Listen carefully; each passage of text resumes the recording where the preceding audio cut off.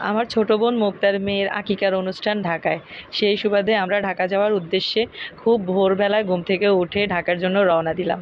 তো আমরা Chowmuhani rail station যখন আসছি তখন খুবই অন্ধকার ছিল। কিছুক্ষণ পর হালকা একটু আলো হয়েছে, তখন আমি একটু পরিবেশটা ক্যামেরাবন্দি করছি। আর সেই সাথে এই ছিন্নমূল মানুষগুলোকেও ক্যামেরাবন্দি করলাম। তাদেরকে দেখে আসলে খুবই খারাপ লাগলো যে তারা শান্তিতে একটু ঘুমাইতেও পারে নাই। এদিকে আমার মেয়েরা টিকিট নিয়ে অপেক্ষা করতেছে কখন ট্রেন আসবে। তাদের জীবনে প্রথম ট্রেন জার্নি। আর আমিও মনে হয় ৭-৮ বছর পর আবার ট্রেনে জার্নি করতেছি। আমার বড় মেয়েটা অনেক এক্সাইটেড ট্রেনে ওঠার জন্য। তো আমরা মা মেয়ে একটু ক্যামেরাবন্দি হলাম। এরপর আমরা সবাই মিলে অপেক্ষা করতেছি কখন ট্রেন আসবে। ট্রেন আসতে আসতে অনেকটা সকালও হয়ে গেছে, প্রায় ৬:২০-এ ট্রেন আসছে। এই যে আমাদের যাওয়ার জন্য এখন আমরা তাড়াহুড়ো করে ট্রেনে উঠে গেলাম। আর ট্রেনে ওঠানামাটাই হচ্ছে মনে হয় সবচেয়ে বড় চ্যালেঞ্জ। সবাই ভালো থাকবেন, সুস্থ থাকবেন আর আমাদের জন্য দোয়া করবেন।